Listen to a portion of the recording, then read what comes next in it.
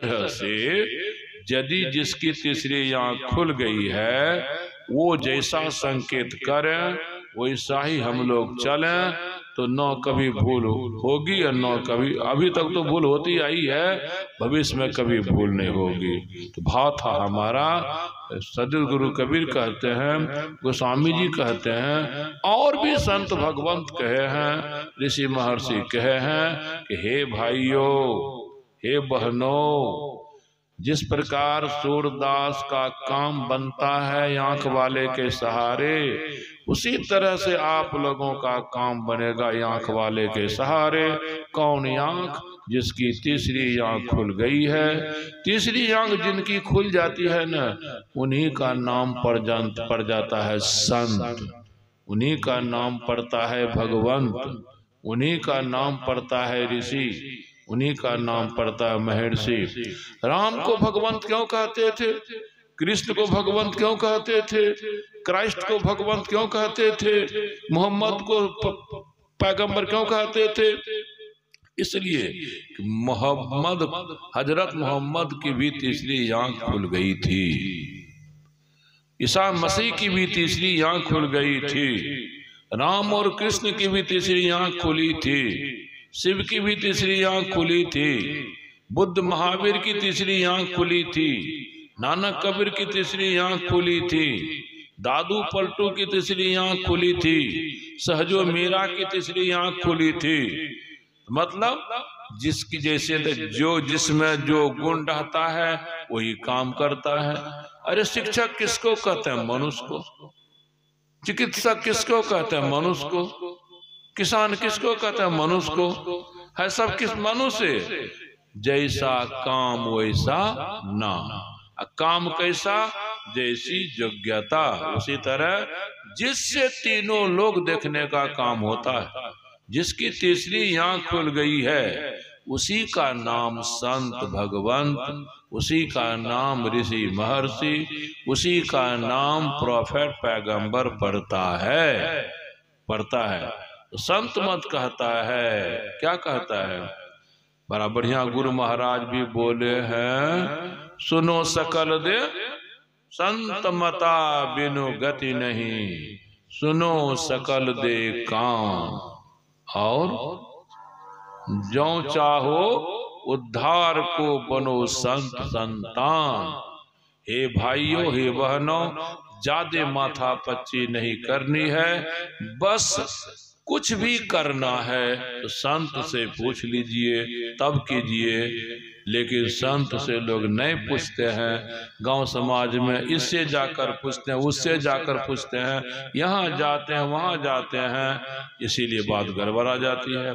तो संत भगवंत कहते हैं कि भाइयों, हम लोग यह नहीं कहते हैं कि गांव समाज में किसी से नहीं पूछिए पाछिए, हम लोग यह नहीं कहते हैं कि यहाँ वहाँ नहीं जाइए, हम लोग यह नहीं कहते हैं इससे उससे मत पूछिए।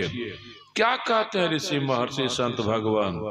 पहले आप अपने अनुसार कर लीजिए, जो आप सोचे हैं, जो आप विचारे हैं, सोच विचार कर जो आपको ठीक बुझा रहा है, पहले वही कर लीजिए, वही कर लीजिए। तो वही करने के बाद जैसा सोचे थे, जैसा विचारे थे, वैसा अगर हो गया तो ये आप ठीक सोचे थे, आप ठीक विचारे थे। यदि जैसा सोचे थे, जैसा विचारे थे, वैसा नहीं हुआ तो मतलब हुआ आप ठीक नहीं सोचे थे, आप ठीक नहीं विचारे थे। आप ही कहिएगा कि हमको सोचने विचारने में कुछ कमी रह गई थी, इसीलिए ऐसा हुआ, ऐसा हुआ। फिर यहाँ वहाँ जाते हैं, तो यहाँ वहाँ जाकर भी आजमा लीजिए। आपके मन में यहाँ जाएंगे तो काम बन जाएगा, वहाँ जाएंगे तो काम बन जाएगा। यहाँ वहाँ भी जाइए और जाकर देखिए, काम बना तो ठीक, नहीं बना तो बेठीक। आप इसके उसके पास जाते हैं, इससे पकड़ते हैं, उसको पकड़ते हैं, तो हमको थोड़ा साथ दीजिए, काम हो जाए, वो भी आजमा लीजिए। देखिए जाकर, काम अगर उसे बन गया तो ठीक सोचे, नहीं बना तो वे ठीक। इस तरह से देखिए, कभी कभी काम बनता भी है। आप जो सोचते विचारते हैं उसके अनुसार कभी कभी काम बनता भी है। आप जहां वहां जाते हैं, कभी कभी यहाँ वहां जाने पर भी काम बनता है। ना बने काम तो लोग काहे जाए, ना बने काम तो लोग काहे सोचे। अपने सोच विचार के अनुसार भी काम बनता है, अपने करने धरने के अनुसार भी काम बनता है, यहाँ वहां जाने से भी काम बनता है। इन कभी कभी जीवन में तो अनेकों काम हैं, अनेकों काम हैं। जन जीवन में मन में अनेकों इच्छाएं हैं, अनेकों काम है। ये आपको होता है जब तक सब बिगड़े काम नहीं बनेंगे तब तक जैसा हम जीना चाहते हैं वैसा नहीं जी सकेंगे। तो सब बिगड़े काम कब बनेंगे? आपके गुरुदेव कहे हैं, नित्य प्रति सत्संग कर ले प्यारा, तेरा काज सरे सारा। हे भाइयों, हे बहनों, यदि आप रोज सत्संग करेंगे तो आपके सभी बिगड़े काम बन जाएंगे। यानी सत्संग करेंगे तो बिगड़े काम बनेंगे, सत्संग नहीं करेंगे तो बने काम भी बिगड़ जाएंगे, निश्चित ही काम बिगड़ेगा।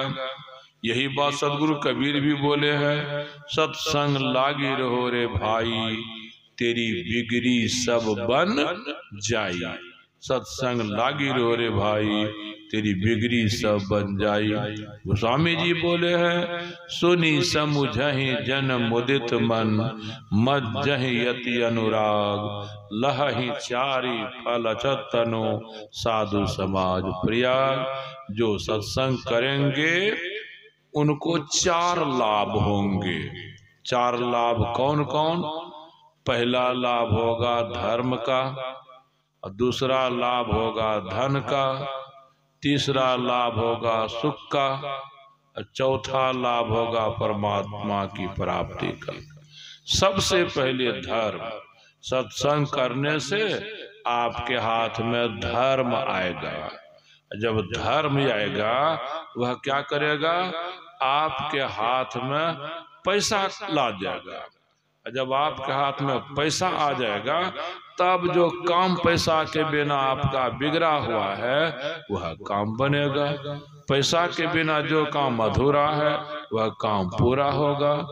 जो कुछ भी संसार में मिलता है पैसे से, घर मकान पैसे से, भोजन पानी पैसे से, कपड़ा लत्ता पैसे से, दवा दारू पैसे से, पढ़ाई लिखाई पैसे से, रोग ब्याध पैसे से, सब काम पैसा से होता है। अब पैसा होता है, धन होता है धर्म से, धर्म होता है सत्संग करने से।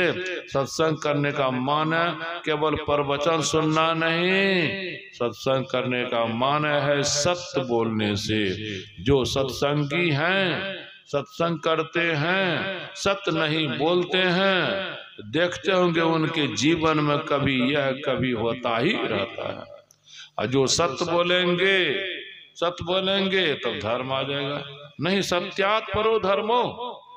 सत्य बोलने से जितना पुण्य उत्पन्न होता है, जितना धर्म उत्पन्न होता है, उतना और किसी शुभ कर्म से नहीं, और किसी पुण्य कर्म से नहीं, और किसी धर्म कर्म से नहीं।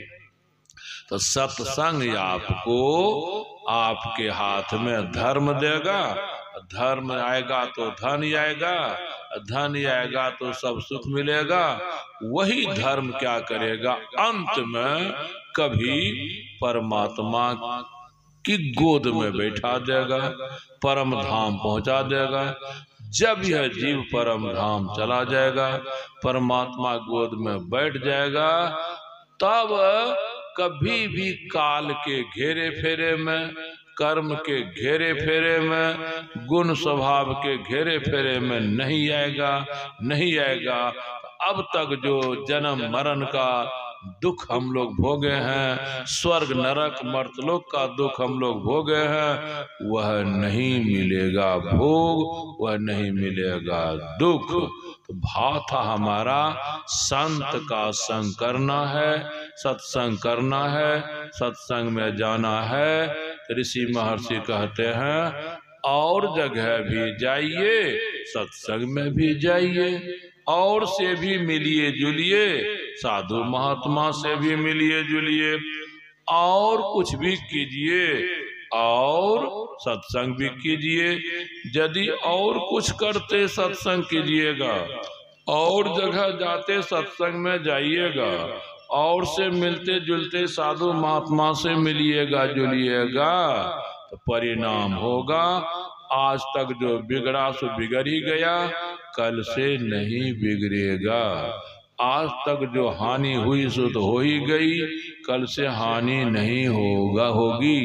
आज तक जो अमंगल हुआ सो तो हो ही गया, कल से अमंगल नहीं होगा। आज तक जो अनिष्ट हुआ सो तो हो ही गया, कल से अनिष्ट नहीं होगा। आज तक जो दुर्दिन देखे सो तो देख ही लिए, कल से दुर्दिन नहीं देखिएगा। बोलिए प्रेम से श्री सद्गुरु महाराज की।